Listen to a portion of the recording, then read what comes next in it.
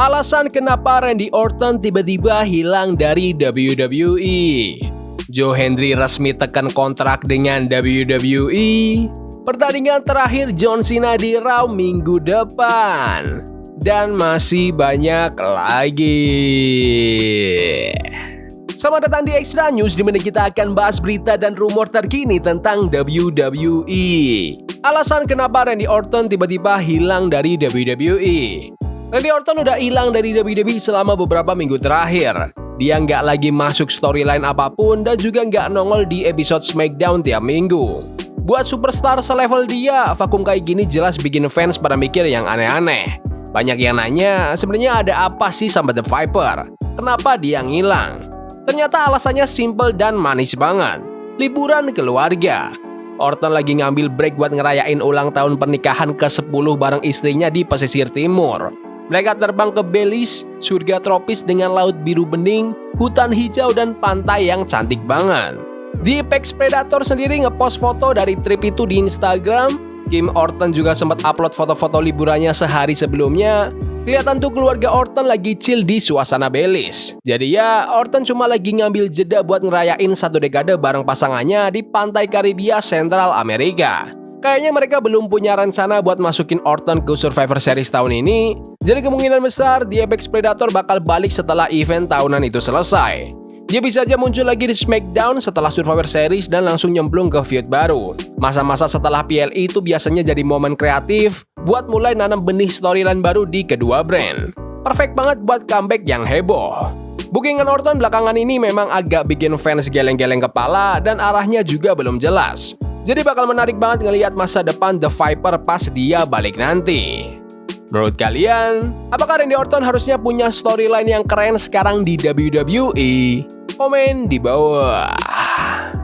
Joe Hendry resmi tekan kontrak dengan WWE.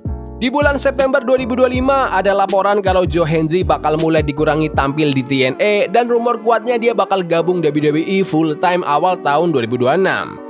Update terbarunya ngasih kabar kalau Hendry udah resmi tanda tangan kontrak sama WWE. Shawn Michaels kabarnya udah lama pengen bawa Hendry masuk, meskipun kontrak Hendry sama TNA masih tersisa beberapa bulan. Hendry disebut pakai perwakilan buat bantu ngurus proses transisi ke WWE. Beberapa hari ini, fans ramai berspekulasi kalau Hendry bakal jadi mystery entrant di turnamen Last Time Is Now-nya John Cena. Tapi sementara itu, Hendry udah dijadwalkan buat team up sama Thea Hale lawan Ethan Page dan Chelsea Green di episode NXT Gold Rush tanggal 19 November. Menurut kalian, apakah Joe Hendry itu calon juara dunia WWE? Komen di bawah. Pertandingan terakhir John Cena di Raw minggu depan. Di episode Raw tanggal 11 November kemarin, John Cena ngalahin Dominic Mysterio dan jadi Intercontinental Champion baru. Cena udah dijadwalin buat tampil terakhir kali di Raw tanggal 18 November di Madison Square Garden, New York City. Lewat postingan di X, Cena ngasih konfirmasi kalau dia bakal punya 1 match lagi di Raw. Selama 23 tahun, kalian ngasih aku kesempatan punya 544 match di Raw. Terbanyak dalam sejarah WWE. Match favoritku adalah match berikutnya. Dan itu bakal jadi yang terakhir. Jangan lewatkan kesempatan terakhir kita menginjak diri di Madison Square Garden buat say goodbye ke Raw secara live. Menurut kalian, siapa nih yang bakal lawan John Cena di Raw besok? Komen di bawah.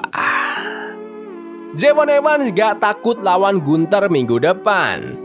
Gunther siap comeback ke WWE di episode Raw minggu depan. Dia bakal ketemu Javon Evans di John Cena's Last Time Is Now turnamen. Javon ini lagi naik daun banget di NXT dan cepet banget jadi favorit para fans. Dia udah debut di main roster juga bareng Rey Fenix di SmackDown. Plus, dia pernah jawab tantangan US Open Challenge-nya Sami Zayn. Di The Masked Man Show, Evans bilang dia excited tapi juga deg-degan banget buat ngelawan Gunther. Tapi dia pede, bisa bikin kejutan dan ngalahin mantan World Heavyweight Champion itu. Aku excited, deg-degan juga bro. Nanti pas aku nyampe sana aku pikir bakal banyak kubu-kubu di perut. Tapi aku udah lama banget ngikutin Gunther. Bahkan pas dia masih di indie. Aku belajar gimana caranya lawan orang yang lebih gede dari aku. Dia contoh yang pas banget. Jadi aku excited. Aku tahu ini bakal jadi pertarungan keras. Kita bakal hajar-hajaran. Aku excited banget. Ini kesempatan gede buat nunjukin apa yang bisa aku lakuin. Banyak orang lihat match ini kayak David versus Goliath. Tapi kita akan tahu gimana kisah itu berakhir dan aku berencana ngulang cerita itu, kata Evans. Penampilan terakhir Gunther di WWE itu pas SummerSlam tahun 2025 waktu dia kalah dari CM Punk. Dia sebenarnya udah 2 kali jadi juara, sempat rebut lagi dari Jey Uso setelah kalah di WrestleMania 41. Dari general pasti pengen lanjut di turnamen Last Time Is Now dan pada akhirnya bisa ketemu John Cena di pertandingan pensiunnya. Awal tahun kemarin, dia juga ngalahin Goldberg di match pensiunnya Goldberg. Sementara buat Javon Evans, ini kesempatan buat dapetin kemenangan terbesar sepanjang karirnya. Dia juga dijadwalkan buat team up bareng Leon Slater dan nge-challenge Darkseid buat NXT Tag Team Championship di NXT Gold Rush. Menurut kalian, apakah Javon Evans punya kesempatan menang lawan Gunther? Komen di bawah. Miyu Yamashita bakal ke WWE. Undisputed WWE Champion Cody Rhodes ngasih hint soal kemungkinan signing baru buat WWE. Rhodes muji banget seorang bintang berumur 30 tahun pas lagi ngobrol heart to heart bareng Natalya. Di episode terbaru podcast What Do You Wanna Talk About, Cody dan Natalya bahas macam-macam. Salah satunya adalah karakter Natalya di luar WWE, yaitu The Logie Legend Natty Neidhart. Di match perdananya sebagai Natty Neidhart bulan April lalu di GCW Bloodsport, dia ngelawan Miyu Yamashita. Cody Rhodes dan Natalya sama-sama muji Yamashita sebagai talenta luar biasa. Natty bilang dia salah satu wrestler terbaik yang belum dikontrak sama WWE dan The American Nightmare langsung melempar pertanyaan halus. Ada kemungkinan dia masuk WWE nggak? Cewek yang aku lawan, Miyu Yamashita, dia salah satu wrestler cewek terbaik yang belum dikontrak sama WWE. Dia salah satu yang terbaik di dunia, kata Natty. Natalya nambahin kalau Miyu Yamashita emang layak banget masuk WWE kalau ada kesempatan. Saat ini, Yamashita masih sign sama Tokyo Yoshi Pro Wrestling dan sejak tahun 2022 sering nongol di AEW dan Ring of Honor. Menurut kalian, apakah Miyu Yamashita harus dikontrak WWE? Komen di bawah. Liv Morgan pernah berantem beneran dengan Mandy Rose. Jadi ternyata dulu Liv Morgan dan Mandy Rose pernah berantem beneran di WWE Performance Center dan harus dipisahin sama para cowok biar nggak makin kacau. Cerita ini datang langsung dari Sonya Deville yang ngungkapin insiden itu waktu ngobrol di podcast Identity Crisis.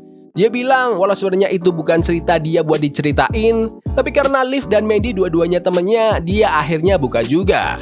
Jadi waktu itu mereka lagi di promo kelas, semacam kelas latihan buat ngomong dan acting di depan kamera. Soalnya, Liv dan Mandy termasuk di situ, dan mereka lagi latihan drill yang disebut pull apart promo. Intinya, 2 orang pura-pura berantem dan yang lain berusaha misahin mereka. Tapi masalahnya, latihan itu malah jadi real fight.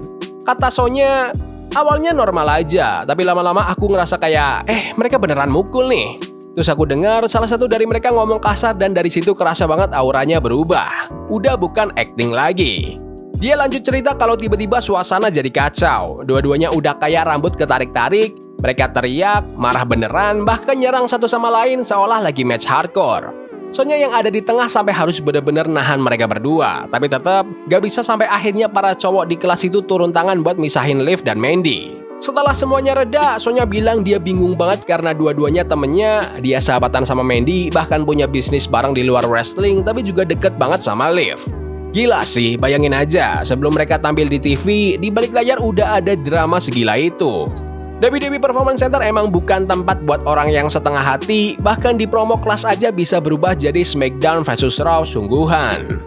Menurut kalian, apakah kalian lebih suka Liv Morgan atau Mandy Rose? Komen di bawah. Ya udah gitu aja video berita hari ini. Jangan lupa like dan subscribe ke channel ini karena aku pengen 20.000 subscribers di bulan ini. Tolong bantu. Yes boy, see you. Love is a game we play incognito. Forbidden fire on Nico. Burning for love we can hold. I wish we were impossible. Yeah, we play incognito.